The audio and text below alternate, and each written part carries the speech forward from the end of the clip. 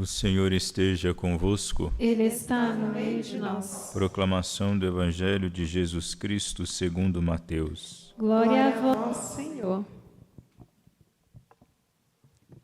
Naquele tempo disse Jesus: Ai de vós, mestres da lei, fariseus hipócritas!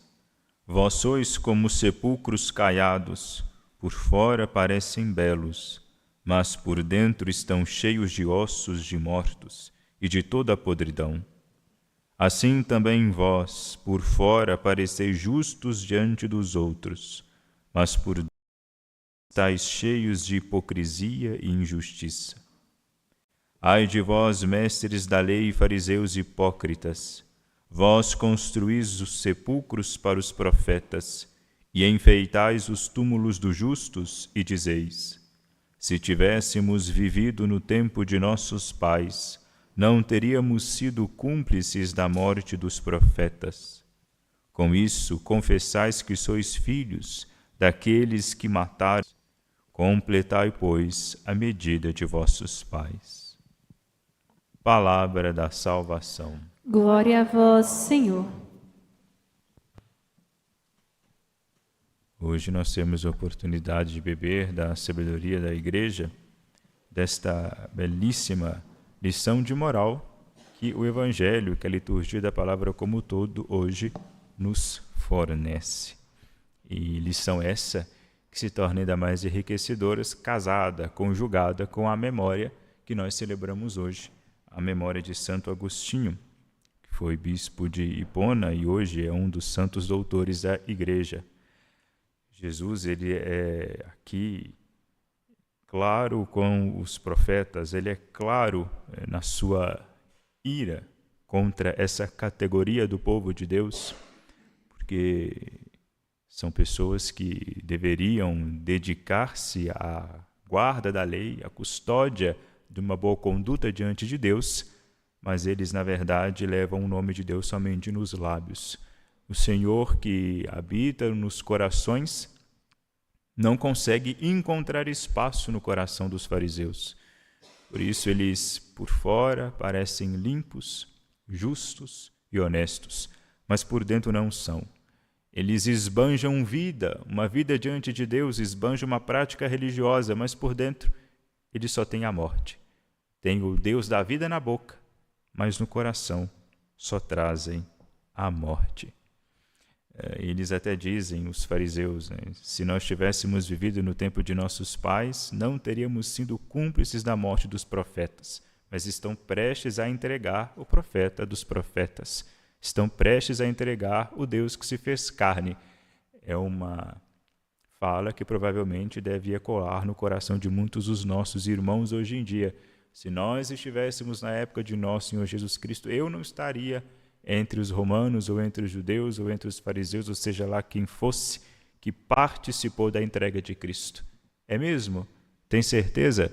Se nós lermos o Evangelho, fôssemos pregar o Evangelho na sua radicalidade, melhor dizendo, quando nós pregamos o Evangelho na sua radicalidade, muitos ouvidos se arrepiam, muita gente se enfurece diante daquilo que é cobrado no Evangelho. Portanto, é bom a gente pensar como seria a nossa postura diante do Mestre. Nós não somos muito distantes dos fariseus. É um erro nós, ao lermos a Escritura, sobretudo quando se fala dos fariseus, e colocar o farisaísmo na ala, seja lá na ala A ou B da igreja, em tal e tal grupo da igreja como sendo os fariseus. Não.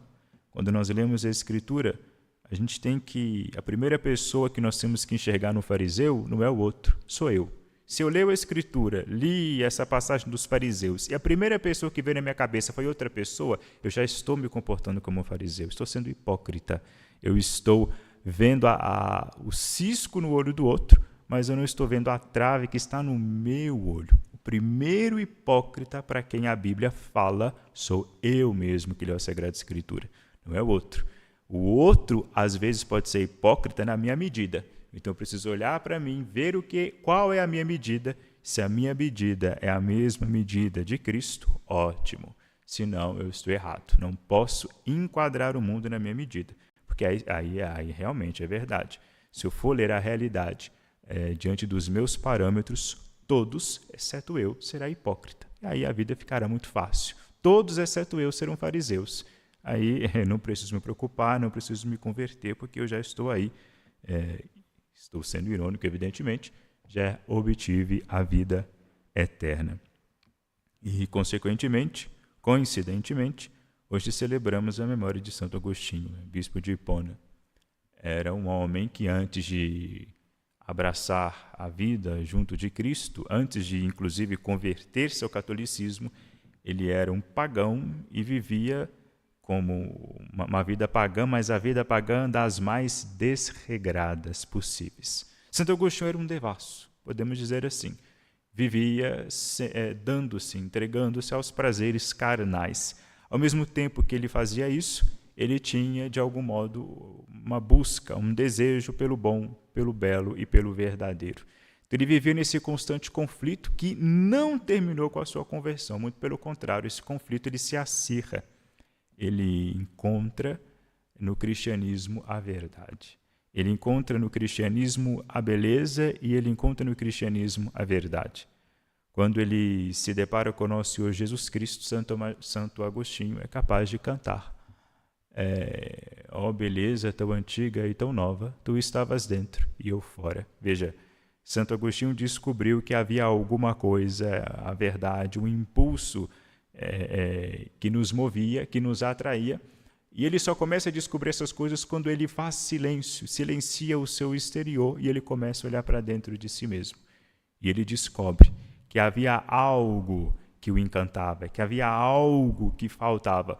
Faltava era a visão clara que ele deveria ter do Deus que o habitava. Quando ele descobre isso, do mérito, do privilégio dos castos, dos puros. Verdadeiramente, Santo Agostinho ele reclina no ombro de nosso Senhor Jesus Cristo, como fez São João. E diretamente do coração de Cristo ele bebe daquela sabedoria, porque ele amou a palavra de Deus, ele amou as Sagradas Escrituras, ele perscrutou as Sagradas Escrituras, trouxe tudo isso para a sua vida e, enamorado, alimentou-se inteiramente dela. Escavando esse tesouro que nós temos em mão, ele descobriu tesouros maravilhosos, tesouros que ele não conteve somente para si, mas ele ainda permitiu que nós bebêssemos desse tesouro com tudo aquilo que ele escreveu, com tudo aquilo que ensinou, com tudo aquilo que ele viveu. É muito errada a ideia que se tem hoje em dia, pode parecer brincadeira, mas é uma brincadeira um tanto quanto séria. Muitos dizem, Santo Agostinho provou tudo aquilo que podia provar do mundo, agora ele condena tudo isso. Não é hipocrisia de Agostinho, depois de santo, condenar as realidades materiais a qual ele buscava. Seria hipocrisia se ele fizesse o contrário. Ele seria hipócrita se, tendo descoberto o caminho da verdade da vida, em detrimento de tudo aquilo que ele fazia, em detrimento dos prazeres mundanos, e guardasse para si e não condenasse, aí ele seria um hipócrita. Não. Santo Agostinho descobrindo a verdade, não pode contê-la para si. Ele não pode, depois de ter sido salvo do abismo, permitir que os outros caiam no abismo. Se ele tem a clareza da realidade, se ele tem a clareza da gravidade de determinados atos, é sim obrigação, é uma questão de justiça, que ele, diante da sua consciência, alerte os nossos irmãos, nos instrua. Santo Agostinho, realmente, ele não tem orgulho, não morre orgulhoso de sua vida pregressa. Santo Agostinho morre feliz, desprezando este mundo. É o diálogo que ele vai ter com sua mãe. E na última conversa que ele teve com sua mãe, Santa Mônica, ambos desprezavam tudo, esqueceram de toda a vida passada e tinham o coração voltado para o único horizonte, para o futuro, para a vida eterna, para aquilo que os aguardaria depois deste mundo. O que fica para nós de Santo Agostinho é o exemplo, daquilo do qual nós devemos correr e aquilo para o qual nós devemos não correr, mas para o qual nós devemos voar para o céu.